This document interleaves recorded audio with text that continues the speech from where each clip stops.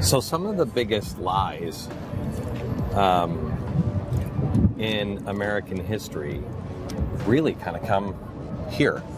This is literally where the seeds are planted. Right. And we all know once you plant a seed of doubt in someone's mind, especially America's mind, it's almost impossible to uproot. First of all, make it clear, the conspiracy, the lies that we're talking about are not that Oswald didn't do it. He did it. Of course. He did it. But where history has been changed is, A, his motivation. We knew, I mean, I had the paper the very next day, Dallas Morning News. Communist. He was communist. Of course. And let's just put blame where it really does belong. A guy named Jack Ruby, right? If Jack Ruby, and listen, there are questions to be asked, right? What is Oswald doing for 2 years in Russia that nobody knows about? 2 years unaccounted for. Right.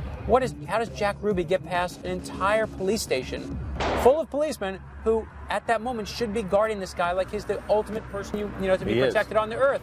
And in that moment, Jack Ruby robbed history of the truth. Because the only man who knows what's going on is Lee Harvey Oswald. And if today someone came forward and said, you know what, Glenn, I did it. I'm the one who helped Oswald. Here's the proof I have. No one would believe him, right? If he said, here's the video I have, no one would believe him. Right. And immediately, all of Oswald's story began to change by the media. And it began to change because there was a race to tell the story. One of the first books that comes out says, JFK said, oh my gosh, I've been shot. And now everyone says, oh my gosh, if he spoke, then he must have been shot by someone else because his throat was out, so there must have been another shooter. It makes logical sense, except for the fact that when you look at Jackie Kennedy, the other Secret Service person in the car, Governor Connolly, you know what they all said? He said nothing. He said nothing. He said nothing. He said nothing. There's a guy also who's here who's photographed with an umbrella, okay? And people go, oh my gosh, he opened the umbrella. That was a signal. It's a signal to Oswald. He knew what to do. It's all a big plan. You know what? You're going to love this because you know the fellow lover of history. What he was doing was protesting Neville Chamberlain. He was basically saying Neville Chamberlain used to carry an umbrella. He was an appeaser. He was protesting JFK, saying you're an appeaser, JFK. One of the truest problems that we have when we look at all this, and the reason that it gets so confusing for America, is when the Warren Commission first examined everything, the Kennedy family demanded utter secrecy. The Kennedy family said, do not show the autopsy photos.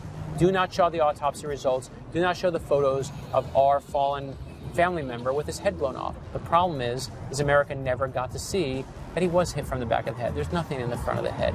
But as a result of that secrecy, the Kennedy family, sadly, did a harm that is hard to undo. The other shooter was there. That's what they say. That's what they say. And that second window down is where Oswald was. Yeah, so that's the 6th floor. This is it. This is ground zero. 6th floor of the book depository. Oswald leans out of there, takes that shot. Now, to say that it's impossible, let's look again at our military. Military snipers start training at 200 yards, 300 yards, 500 yards away. The distance from that window to that X at the furthest point, the second X is where the second shot is 88 yards. It's an easy shot. I can make that. That's right. Easy shot. This is the problem to me with Oliver Stone's movie. Okay, Oliver Stone, and again, you can love Platoon, you can love Scarface, whatever it is. He did a great disservice to our country when he made JFK. And intentionally. Absolutely, 100% intentionally. He says in the movie that no one's been able to recreate the shot that Oswald made. Now, logic dictates, if no one in history has been able to recreate that shot, there must have been a second shooter at the grassy knoll right there, except for one problem. That shot's been recreated over and over and over again. The CBS alone had 11 different sharpshooters make that shot.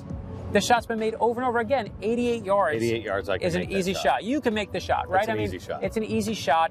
But again, for Oliver Stone, he doesn't want people to hear that truth.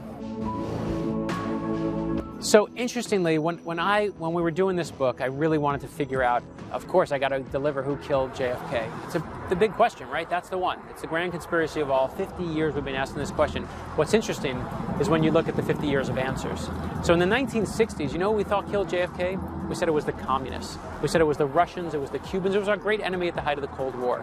We also said it was the establishment. It was the 60s. Distaste for the establishment. It was rich Texas millionaires who did it. They're the ones who did them in. If you look historically in the 70s, though, a time of Watergate and Vietnam, You know who killed JFK? It was our own government. The CIA did it. Right. And now if you look in the 80s, the height of the Godfather movies, and giving way to Scarface, who killed JFK? Mob. It was the mob. It was the mafia. So decade by decade, if you want to know who killed JFK, it's whoever America is most afraid of at that moment in time. Is the Kennedy assassination an archetype for other assassinations, or is he standalone? To me, the legacy of the JFK assassination is simply this, is he's the president who took so many people and Americans all around to heights of hope, and in his death reveals our greatest fears. But he is an archetype. Every conspiracy throughout history tells us something about our own fears. JFK, like any conspiracy, what it really is at the end of the day is a giant mirror that we hold up to our own psyche. And to me, that's the answer. We will always be, especially with JFK, we are the Ahabs, and this mystery is our great white whale.